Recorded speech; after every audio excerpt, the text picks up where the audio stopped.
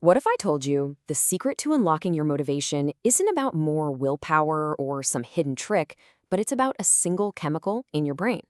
Well, today we're handing you the playbook to manage that exact chemical, dopamine, so you can finally take control of your drive and focus for good.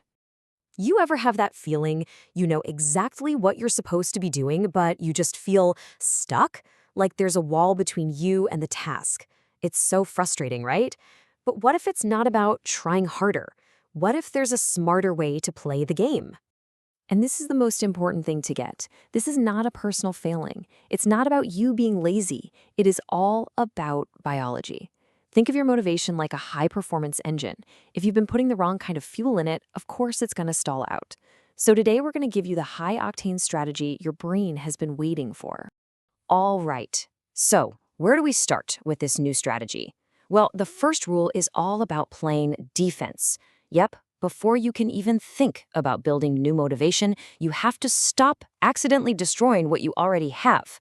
This means we have to protect your foundational level of dopamine, what we're going to call your baseline. You know, our modern world is just a minefield of artificial dopamine spikes. That endless scroll on social media, the constant notifications, binge watching shows, these things are literally engineered to hijack your brain's reward system. They give you these massive unnatural highs, but the crash that always follows just torches your baseline, making normal, everyday effort feel impossible. So the very first step is to just start disarming these traps. Now here is a really subtle trap that, let's be honest, we all fall into: pleasure stacking. Think about it. You're eating junk food while you're scrolling on your phone while you're watching a show. You are hitting your brain with a triple shot of dopamine. And what that does is it just jacks up the price of feeling good. The result? Your actual work, or even just doing one of those things on its own, suddenly feels incredibly boring in comparison. So what's the fix after, say, a weekend of overstimulation? You schedule something called a dopamine deload. It's basically a day where you intentionally choose simple, low-stimulation activities.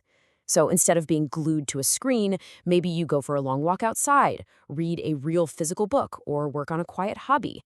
This gives your dopamine receptors a much-needed rest, allowing your baseline to reset and recover.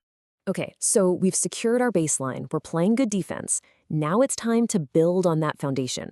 Rule number 2 is where we go on offense. We're going to actively cultivate sustainable motivation. And the absolute key, is to completely redefine what your brain considers a win. This right here is the absolute core of the whole strategy. We have to train our brains to get that hit of dopamine not just when we cross the finish line, but during the race itself.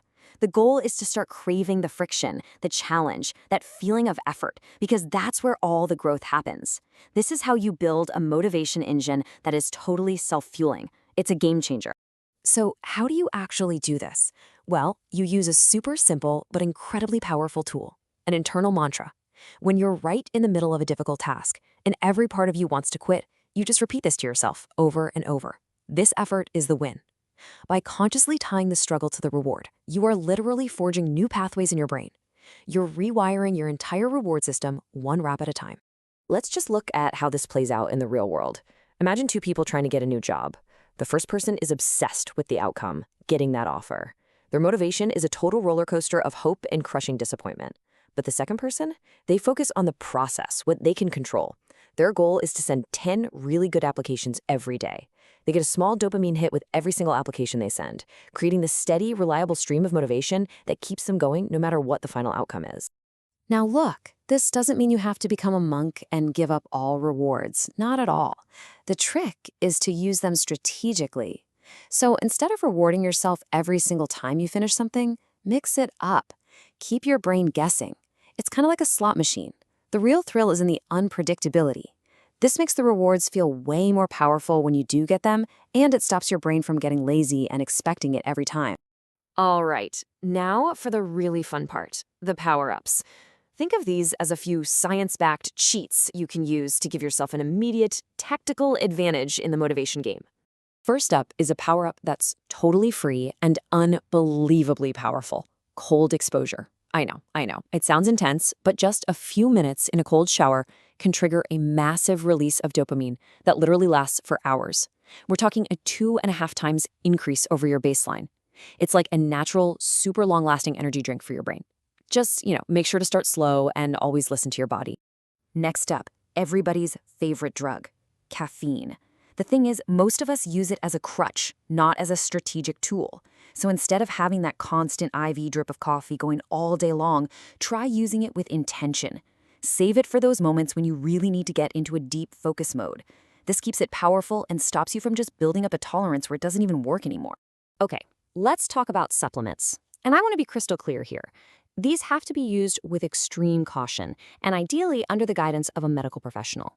While some of these can give you a really powerful temporary boost for a critical work sprint, there is always a price to pay.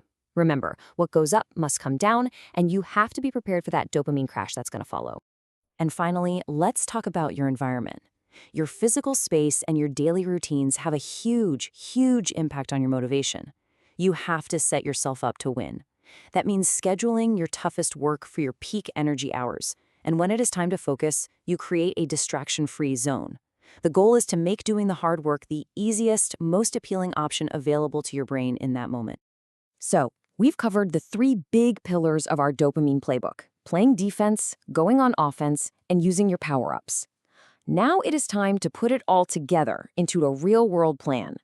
What does a week in the life of a dopamine master actually look like? So, here's a sample game plan. On a daily basis, you're practicing that art of enjoying the effort during your deep work sessions. A few times a week, maybe 2 to 4 times, you're using cold exposure to give yourself that awesome, sustained dopamine boost. And then for those rare, really high-stakes situations, you've got your supplements ready in your back pocket. The key here isn't being perfect. It's about being consistent. So there you have it. That's the complete playbook for becoming the master of your own motivation. The power, it's literally in your hands now. You have the knowledge, you have the tools. The only thing left to do is to take that first step. So I'll just leave you with this one question. What's your first move going to be?